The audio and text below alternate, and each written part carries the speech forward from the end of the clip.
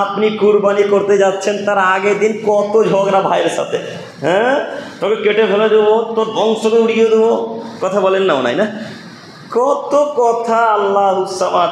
এই তো আপনি ভালো মানুষ, বাপের সাথে ঝগড়া জমি নিয়ে, ভাইয়ের সাথে ঝগড়া জমি জায়গা নেই, কত ঝগড়া, এই তো আপনি ভালো মানুষ। আবার পাড়া প্রতিবেশী অন্য জায়গা থেকে যখন লোক আসে বলছে আমার আব্বাকে খুবই ভালোবাসি, আমার আম্মুকে খুবই ভালোবাসি, তখন আর ঢঙের শেষ নাই। ঢং বুঝতে পারলেন কি? তখন আর কথার শেষ নাই, মনে হচ্ছে আপনারও তো পরেশগার তাকসিল মানুষ পৃথিবীতে কেউ নেই। এখন জান্নাতুল ফেরদাউস থেকে লালগোলাতে আসলেন, কেউ ভালো মানুষ না আপনার থেকে। সম্মানিত মুরব্বী সাহেব, আল্লাহর কথা আপনাকে কেমনে বুঝাই, আল্লাহর কথা আপনাকে কি দিয়ে বুঝাই? তাকওয়াশীল হন, পরেশগার হন, তাহলে কুরবানি কবুল হবে, নচেত কুরবানি কবুল হবে না। শেষ কততে ভাই? 35।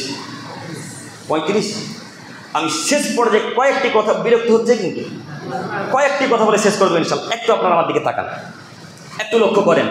যেহেতু জুমার দিন সময় সংকীর্ণ করতে হবে, তাই আমি কয়েকটি কথা বলব, একটু আপনারা আমার দিকে লক্ষ্য করেন।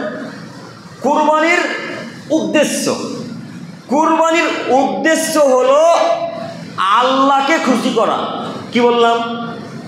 কুরবানির মূল উদ্দেশ্য কি? আল্লাহকে খুশি করা। আচ্ছা, একটা বড় ছাগল নিয়ে এসেছেন আর একটা খুব দামি গরু নিয়ে এসেছেন, তো এই গরু ছাগলটাকে এখন ক্লাবে ক্লাবে ঘুরিয়ে নিয়ে বেড়াতে হবে, হ্যাঁ? কথা বুঝতে পারেননি না? এই বড় ছাগলটা, খাসিটাকে ওই লালগোলা মাঠে নিয়ে যেতে হবে, ফিল্ডে। তার মানে আপনি বোঝাতে চাচ্ছেন, দেখ বেটা আমি আব্দুর রহমান কত বড় ছাগল কিনেছি, দেখ আমি কত বড় গরু কিনেছি। কথা বুঝতে পারেন না মনে হয়।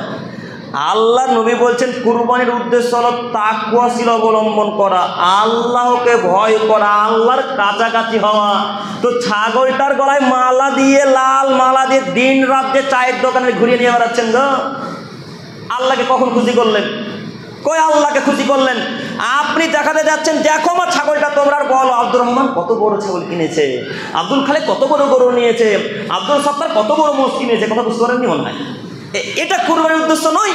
আপনার উদ্দেশ্য যে মানুষকে খুশি করবেন, আর যারা মানুষকে দেখার জন্য কুরবানি করবে তাদের কুরবানি কবুল হবে না। আপনি ক্লাবে ছাগলটাকে নিয়ে গেলেন কেন? ক্লাবে বট গাছের কাছে ছাগলটা বাঁধতে হবে কেন?